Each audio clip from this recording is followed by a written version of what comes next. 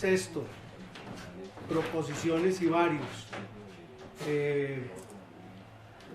Yo creo que una discusión antes de las proposiciones y varios acerca de la presentación realizada por el facilitador Óscar Monroy Vega. A mí se me ocurre, con la venia del señor presidente, darle la palabra. Yo creo que tenemos la joya de la corona aquí, nada menos. Sí. Doctor José Félix, por favor, cuéntenos si todo lo que nos dijo el doctor Óscar Monroy es cierto, no es cierto, cómo lo vive usted. Y mil gracias de nuevo por darnos el privilegio de contar con su presencia ennobleciendo esta misión tan importante para nosotros. Muchas gracias, señor presidente, y un saludo muy cordial a todos ustedes. Sí, lo que ha dicho el doctor Óscar Monroy es exacto. Les voy a contar el cuento. Yo vivía en la calle 85, cuando esa era una calle residencial, ahora está llena de almacenes. Ignacio de Narváez, a quien yo había conocido en el gimnasio moderno, en el colegio, pues era mi amigo y pariente de mi esposa, Blanca Osorio. Una tarde, con la chimenea prendida, estábamos Blanca y yo tomándonos un vino ahí en la sala cuando timbraron, entró Ignacio y me dice, te traigo un regalito.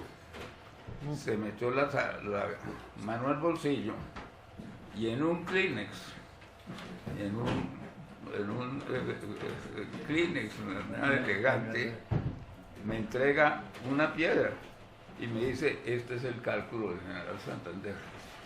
Por supuesto yo pensé que me estaba haciendo una broma, y porque no podía pensar que eso fuera cierto. Y él me dijo, tú no me crees, ¿no? Dije, pues me cuesta trabajo creerte. Te espero mañana a las 9 en mi casa, que era ahí a la vuelta, y te voy a mostrar los documentos que certifican que este sí es el cálculo del general Santander. Él me llevó, llegué a su casa y allí estaba lo que se llamaba el piano de Bolívar. Era un clavicordio que le han regalado a Bolívar y él lo convirtió en una especie de vitrina, y eso fue pasando de mano en mano hasta que llegó al abuelo de Ignacio de Narváez, el general, y pasó de ahí para abajo hasta que Ignacio lo compró, y dentro de ese piano de Bolívar, de las reliquias que originalmente tenía, pues ya quedaban pocas, pero entre ellas quedaba el cálculo de Santander. Pero me dijo, esto no es suficiente que tú lo veas, sino mira los archivos y los papeles.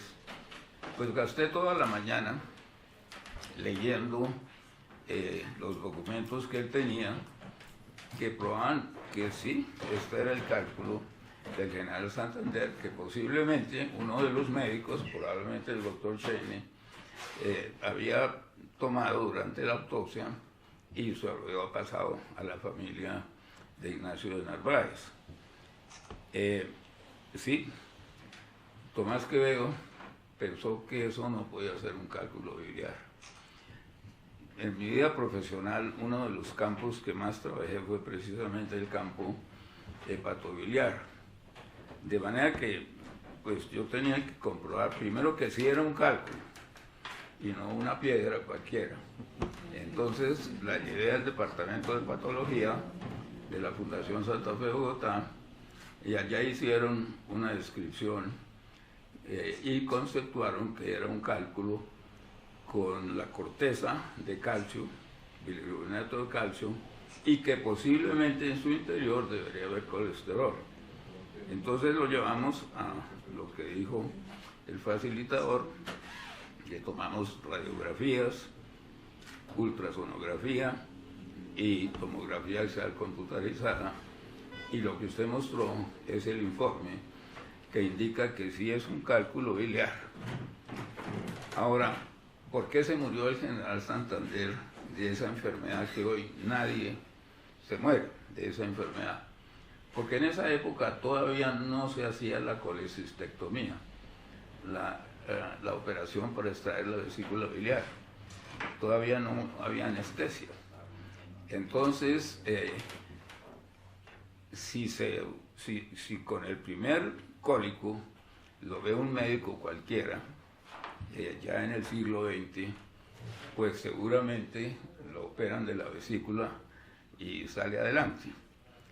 La primera operación de vesícula en el mundo se hizo en Alemania a finales del siglo XIX por Langebroek, no recuerdo el año exacto.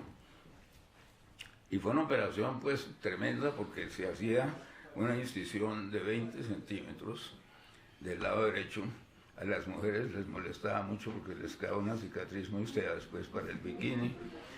Pero la cicatriz era, la herida era lo más grave, porque era la que sangraba, la que se infectaba, la que se abría, se hacía de licencia. Hoy día la vesícula se saca por la laparoscopia con 2 punciones. Yo tuve 2 pacientes, ambos hombres, que los operé a las 7 de la mañana y a las 5 de la tarde se fueron manejando su carro. De manera que hoy la colecistectomía es prácticamente inocua. Y ya sabemos hoy que si se diagnostican cálculos, y si alguno de ustedes sabe que tiene cálculos, debe hacerse la colecistectomía. Porque si no se la hace, va a pasarle lo que le pasó al general Santander, y entonces toca operarlo en condiciones de enfermedad aguda, y ya las cosas cambian. De manera que nosotros hemos, de la Fundación Santa Fe de Bogotá, fue tal vez la primera institución que propuso, ciertamente en América, incluyendo los Estados Unidos, que se hiciera lo que llamamos la colecistectomía profiláctica en pacientes que se descubría que tenían cálculos, pero no síntomas. Y entonces los gastroenterólogos decían, no, ellos son internistas. Ustedes los cirujanos que quieren operar, si no le está produciendo nada, ¿para qué lo operan? Pues es que cuando hay cálculos en la vesícula, uno saca la vesícula no por los cálculos, sino por la vesícula que está tan enferma que produce cálculos. Y si uno no lo saca, le pasa lo del general Santander. Entonces los cálculos pasan al conducto biliar y se forma lo que se llama una colangitis aguda, que seguramente fue lo que él tuvo como enfermedad final, que es pus dentro del canal biliar. Estuve expuesto aquí, en esta sede, durante 8 meses. Vino el History Channel y nos filmó toda la historia del cálculo. Yo no lo he podido bajar, y Jenny, que es nuestra bibliotecóloga de la Academia de Medicina, tampoco lo encontró hoy. Y no he podido saber cómo entra uno al History Channel, porque todo el mundo me dice que lo ve en History Channel. Yo soy bastante bueno para manejar computadores, pero no he podido entrar, no lo encuentro. Pero la gente me dice que lo han visto y que está en History Channel. En realidad, lo que es muy interesante es la vida de Ignacio, de los abuelos y bisabuelos de Ignacio de Narváez. Es una familia que llegó a América, comenzó en España por allá en el siglo XVII, vino a América, el bisabuelo de él estuvo con Bolívar, tuvo unas dificultades enormes, salió, se refugió en Providencia, en la isla de Providencia, en la pobreza más tremenda. Lo recogió por fin un barco que pasaba por ahí y lo llevó a Cuba, y después él regresó y se reintegró a la guerra de la independencia. Pues lo que les quiero decir es que ese calificativo que le dio el tiempo de la joya de la corona, yo sí creo que para un museo como el Museo de la Academia de Medicina, tener el cálculo de general Santander, y comprobado que sí es un cálculo, tanto por la parte histórica que está en los documentos que tuvo. Ignacio ya murió hace 4 años, más los estudios que hicimos, pues sí, yo creo que es la joya de la corona. Y pues yo les agradezco mucho que me hayan permitido estar aquí esta tarde y lo felicito porque es un trabajo de investigación muy bueno. Esto salió publicado en una revista que ya no existe, que se llamaba Tribuna Médica. El Tribuna Médica, pero está en Google, si uno pone el cálculo de Santander, ahí aparecen todos los artículos de Tribuna Médica y ahí están todos los documentos y el relato, sobre todo el relato que yo hago de lo que Ignacio de Narváez me mostró en su casa. Y me mostró el famoso piano de Bolívar, que era un clavicordio donde tenían esas reliquias. De manera que ha sido para mí pues muy emocionante verlo y le agradezco mucho que haya hecho mención a esto y muchas gracias por recibirme. Yo tengo una... Doctor Patiño, Si me No, adelante, sí. Quiero preguntarle, ¿ese ataque que le daba con frecuencia a Santander era lo que antes se denominaba el cólico miserere? Pues el cólico miserere más bien se cree que era una apendicitis perforada con peritonitis. Eso creemos que era el cólico miserere, porque generalmente en el cólico miserere el dolor era abajo, que es donde está el apéndice, y en cambio la vesícula está arriba.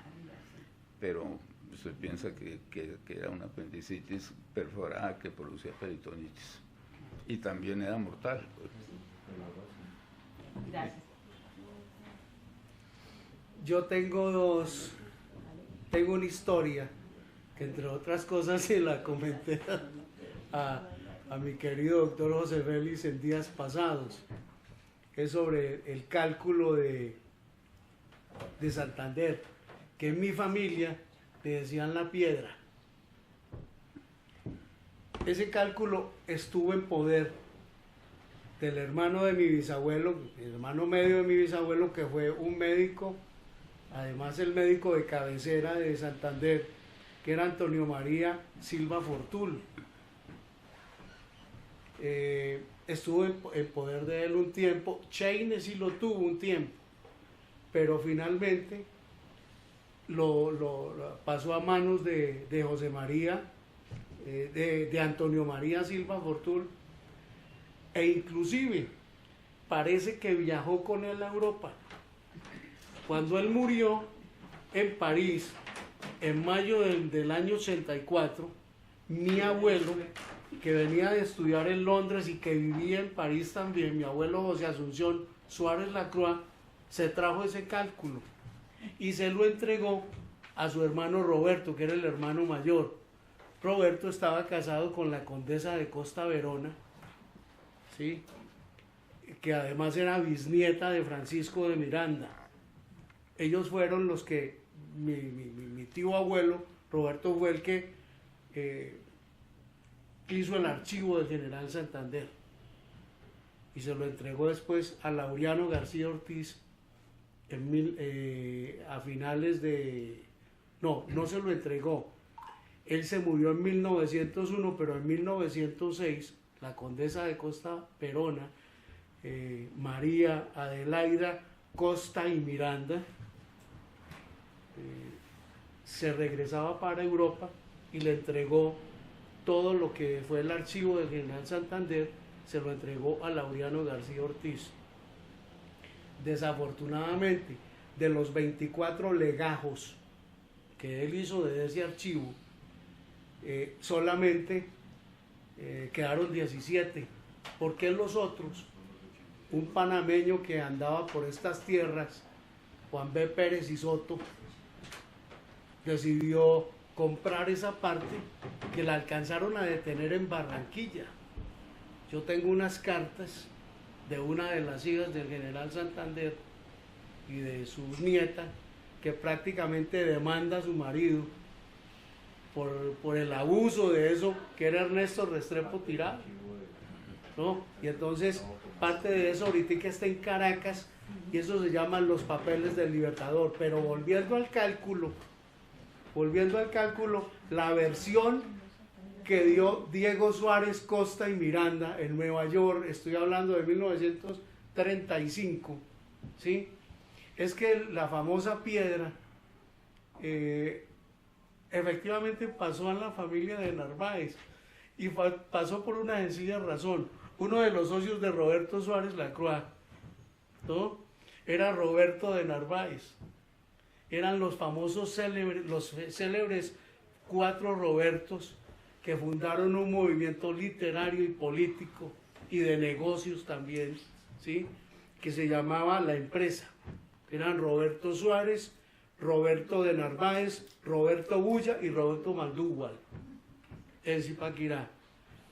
Y además se reunían en una casona que él tenía todo lo que era la hacienda de Chocua o Chucua en Zipaquirá, la Chucua, bueno, todo eso, ahí se reunían y parece que por la amistad, esa es mi conclusión, no la de, estoy investigando eso precisamente, se la entregó a su socio y amigo, además se querían muchísimo. Hay unas célebres cruce de poesías y todo eso, que entre otras cosas los publicó hacia el año 1927-28 Tomás Rueda Vargas. Esa es una versión que tenemos y que yo creo que es válida también. Sí. Como dicen, faltando averiguar un par de cositas que está en proceso de investigación. Y eso fue lo que hablábamos el otro día, para que acabemos los dos esa historia y la escribamos a 4 manos. Sí, porque yo no sabía nada de eso y quedamos de reunirnos para cambiar información. Sí. Porque lo que hay lo que no sé dónde están esos papeles, muerto Ignacio, pero lo que hay ahí es que sí venía en línea directa de su bisabuelo, ¿no? Sí, sí, sí, así es. Doctor José Félix, yo quiero contarle aquí a los académicos un detalle muy importante, porque su persona es muy generosa y a la Universidad Nacional, con motivo del sesquicentenario, le obsequió su biblioteca, la cual reposa ya en la universidad. Pero esa biblioteca tiene un libro. El libro se llama Regla de Cálculo. Sí, ¿no? Cuando yo entré a estudiar a la Universidad Nacional en 1962, usted como rector hizo la famosa reforma Patiño, y vino un profesor japonés y nos enseñó a manejar la regla de cálculo y sacábamos pH con la regla de cálculo. Dentro de los libros que obsequió el doctor José Félix a la Universidad Nacional hay uno que se llama Regla de Cálculo y está firmado por Francisco de Paula Santander. Santander era matemático. Por eso él era un gran logístico, porque utilizaba esa ingeniería incipiente en su cabeza para organizar las cosas, y el título que le dio el libertador Simón Bolívar: tú eres el organizador civil de la República. Y ese facsímil de ese libro lo voy a traer aquí para que lo tengamos aquí enmarcado, porque tiene la firma de Francisco de Paula Santander de 1824. Ese era un detalle que quería comunicarles también. En eso que se donó hay otro libro con la firma de Francisco de Paula Santander, que es la obra de las casas, que está en 2 volúmenes, y en cada uno está la firma de Santander. De manera que hay 3 libros. Me los traigo. Sí, porque esos son 2 volúmenes. Sí. Y, yo tengo una pregunta. Digamos, guardar, digamos, recuerdos de las eminencias que atendían los médicos, ¿es usual o eso es una costumbre que viene de dónde?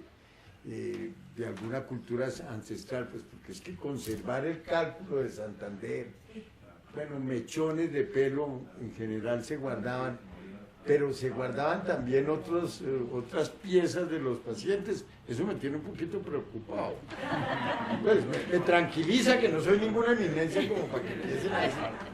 Es una época de romanticismo, el mechón del pelo y todo eso. Sí, pero digamos... Eso estuvo en boga hasta hace Eso es relativamente la poco. cultura del romanticismo. Lo del mechón de pelo era muy frecuente que alguien moría, sobre todo para las mujeres. Sí, pero digo ya, Yo me alcanzo a enfermedades, encontrar. pues como decir el No, cálculo. pero es que hay una cosa muy interesante que también es, y era un cofre que tenía era un cofre de oro y plata, más o menos de este tamaño, contaba mi papá, ¿sí? Que estaba en poder de Diego Suárez Costa en Nueva York, ¿no? Y ese cobre contenía un vello púbico de Catalina de Rusia, que fue amante del bisabuelo de él, que fue don Francisco de Miranda. Sí, Francisco de Miranda fue amante de Catalina. Sí, claro. Y había un cofre con ese vello púbico. Entonces, Bueno, ya entrando en estos temas, digamos, por el cachito de democracia, yo creo que toca, pues ya el romanticismo, ¿cómo es que se llama? Campo quirúrgico. Pues, muchas gracias, verdaderamente al facilitador, y de verdad enriquecer esta sesión con la presencia del doctor José Félix y de todos ustedes, pues nace verdaderamente histórica. Ya ahora queremos pasar a otro punto del orden del día, que es el informe del doctor Camilo Santander, que queremos compartir con ustedes por la importancia que tiene y por lo que nos anima, a donde podemos incluso poner no, pues la academia no nos va a dar el cálculo, pero por favor, doctor Camilo. Una última consideración acerca de por qué se dan esos cálculos en esta época, seguramente más que ahora, es la dieta. Creo que allá en esta época comían mucho chivo, doctor, y el chivo tiene una grasa que es bastante colestérica, ¿sí? Puede ser. Yo tuve la mala fortuna de haber tenido un cálculo, no me lo operó usted, pero me lo tuve que operar, pero le cuento que casi me muero de dolor.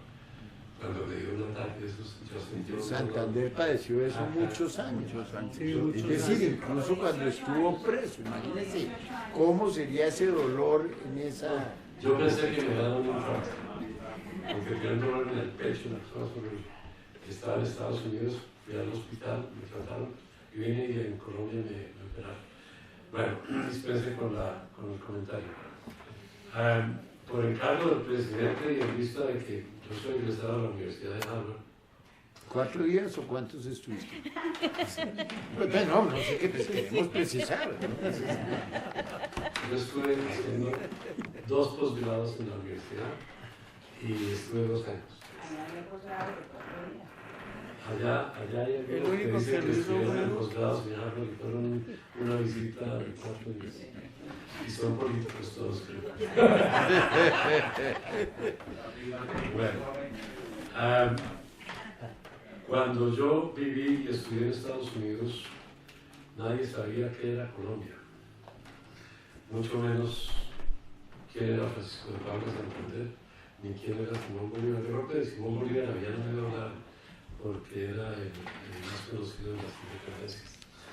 Pero realmente este siglo, con la globalización, nos ha traído unas cosas fabulosas por la globalización y por la tecnología.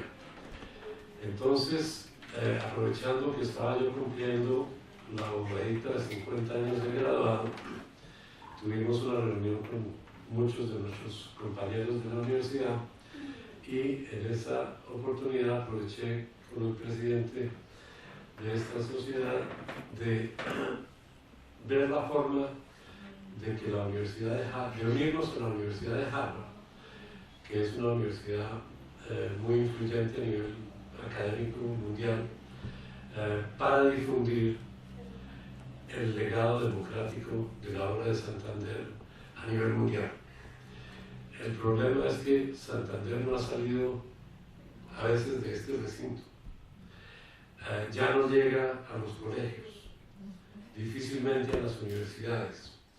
Y la izquierda del mundo, aquí en esta zona, ha tomado su espada como la espada de la revolución, la espada de Bolívar. Y obviamente Bolívar lo han tomado también porque era el representante de la autocracia o de la dictadura en contra de los preceptos democráticos que Santander y sus seguidores implantaron desde el comienzo con las instituciones democráticas de Colombia. Entonces, con ese objetivo, tuve la fortuna de tener a unos buenos amigos todavía que tienen altos cargos en la universidad.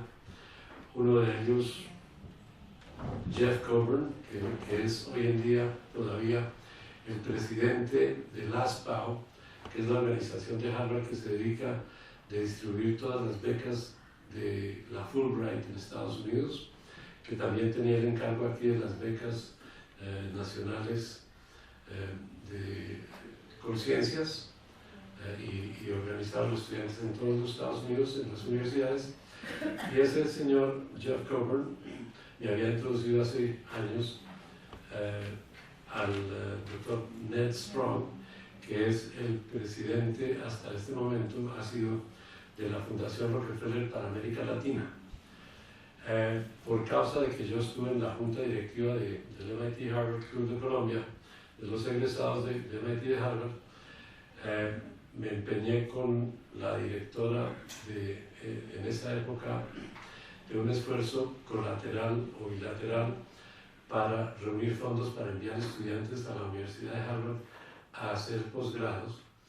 Y eso fue hace como 20 años. Conocí a la señora Margaret Gill, que hoy en día es la persona más influyente de la Universidad de Harvard a nivel mundial.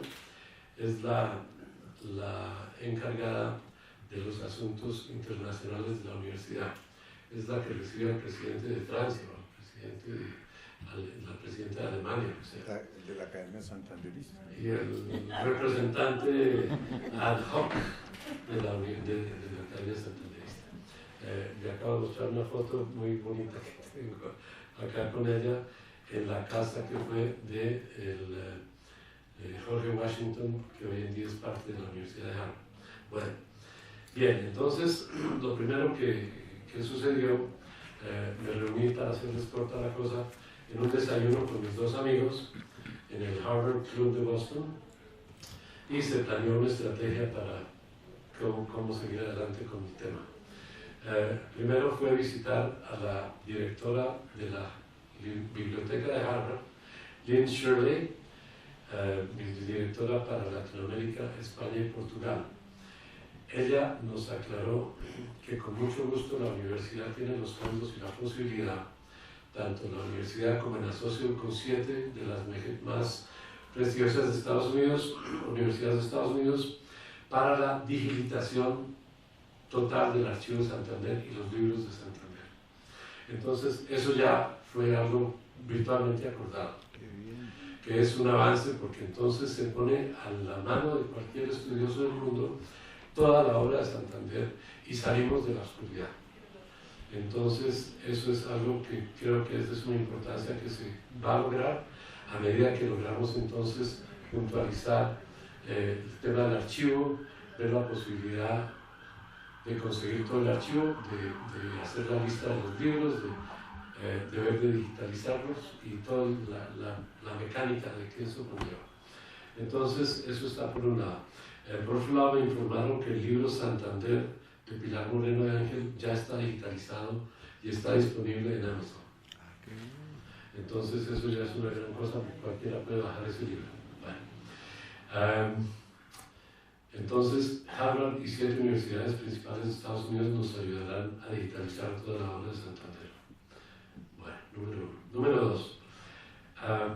La edición de las principales obras de Santander se debe seguir y pues hay que buscar los fondos para aquello, pero yo creo que es uno de los empeños que debemos tener, hacer que se publiquen de nuevo los principales libros que no se consiguen por ningún lado, ni siquiera el de Pilar Moreno de Agua.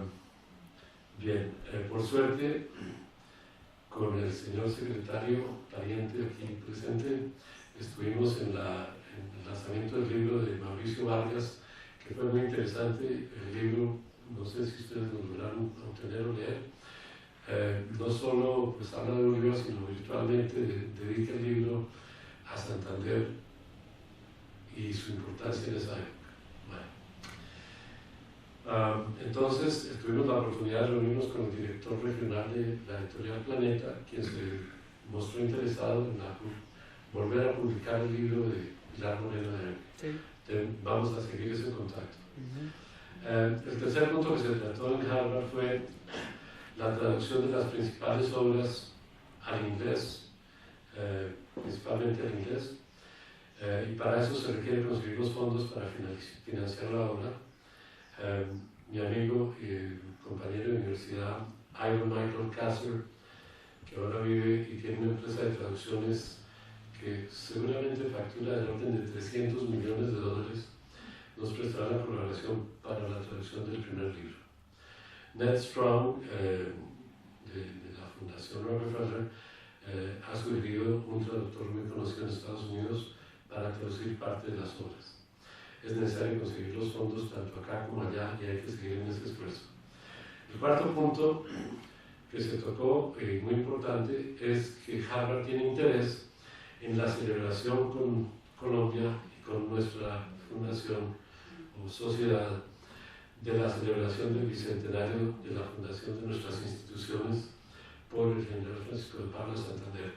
Yo creo que allegadas a las otras 7 principales universidades de Estados Unidos, o 7 de las principales universidades, podemos comenzar a tener un impacto global, mundial, tal vez inclusive, que tenga repercusiones en Colombia. Porque como dice el dicho, nadie es profeta en su tierra. Y aquí difícilmente o fácilmente encuentran muchos detractores de Santander y muchos adeptos a Bolívar que realmente no tuvo ninguna mano en la creación de nuestra democracia. Es más, negó la democracia para crear la dictadura. Entonces, estamos pendientes con la Fundación Santanderista de crear un proyecto que sería revisado por el presidente del ASPA, Jeff Coburn, con mucho gusto, para ser presentado a la directora de Relaciones Internacionales de Harvard, Margaret Gill, que con mucho gusto nos ofrece una de las bibliotecas de Harvard para una exposición. Y yo creo que debemos, a través de esa vía, llegar a otra serie de universidades, como hemos dicho, para que nos volvamos conocidos internacionalmente por la más alta academia de Estados Unidos, interesados en la historia de la democracia y de la defensa que se debe librar para continuar con la tradición democrática en nuestros países.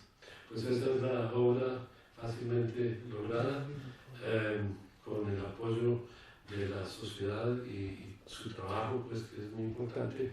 Yo creo que vamos a poder lograr internacionalizar la obra de Santander. Muchas gracias.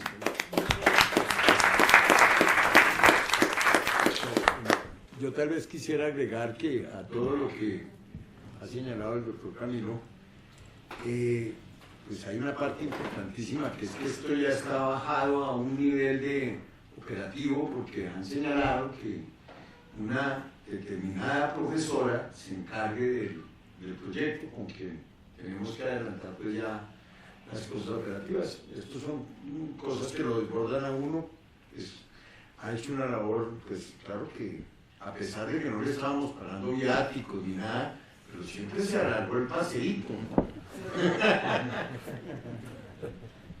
Oscar, ¿qué quieres decir? Yo tengo otra cosa que mencionarles y es mi deber hacerlo. Ya lo he hablado con el señor secretario y pedimos pista para el mes de noviembre para hablar de un tema aquí que Santander y Bolívar estuvieron de acuerdo. Es el canal de San Pablo. Sucede que en el mes de febrero de este año, en la Universidad Tecnológica del Chocó, hubo un congreso de ingeniería. Y en ese congreso de ingeniería retomaron el tema del canal de San Pablo, Atrato Truandón, Atrato San Juan. Yo lo llamo el canal de San Pablo porque en aquel libro rojo yo lo descubrí aquí en esta biblioteca y desde entonces comencé a averiguar qué era eso. En esa reunión de la ingeniería colombiana han tomado para sí la Sociedad Colombiana de Ingenieros, y yo lo puedo decir aquí porque allá fue tratado a ese nivel y tengo los videos en que a nivel de prefactibilidad el canal de San Pablo parece que pueda surgir. Acordémonos que el canal de Panamá se demoró 400 años en hacerse, hasta 1914 circularon. Nosotros llevamos 500 años y no necesitamos esclusas ni nada de esto. Tenemos el agua, que es la materia prima para los canales, el río Atrato, que yo decía que tenía 1100 metros cúbicos por segundo y alguien me dijo no, estás equivocado, son 4000 metros cúbicos por segundo, o sea, estamos con agua. Esto es una cosa que ya tomó cuerpo, pero queremos participar con ustedes y en el mes de noviembre, el último miércoles de noviembre, pedimos al señor presidente el permiso para exponer este tema con pelo y señales, con su presencia, señor rector. Es muy importante porque estamos también pidiéndole a la Universidad Nacional a que a través de ingeniería se interese por el tema. Esto ya no es una cosa pequeña, ya ha cuajado, por darle una cosa importante. Y obviamente la Policía Nacional también tiene injerencia porque con sus vuelos de drones y helicópteros y todo eso puede servir para, con el Agustico Dasi, mirar cómo está la cosa hoy en día, etc. Hay una queja muy fea, que es que la codicia del oro está rompiendo todo ecosistema que tengamos en este país y allá no ha sido ajeno a eso. De todas maneras, yo pienso en el mes de noviembre con el señor secretario vamos a hacer mancuerna para tratar este tema porque se facilita. Y a raíz de una cosa que me sucedió, me invitaron a hacer una ponencia de la entrevista entre Bolívar y San Martín en Guayaquil en 1823 para una asamblea internacional que va a haber de marinos mercantes en Buenos Aires, y ellos van a llevar esto, pero el tema de Atrato San Juan no lo voy a mencionar allá porque todavía esto está muy crudo, pero a nivel nuestro, a nivel doméstico, sí lo podemos ir conociendo un poquito más. Muchas gracias, señor presidente. Muy bien, bien, muy bien.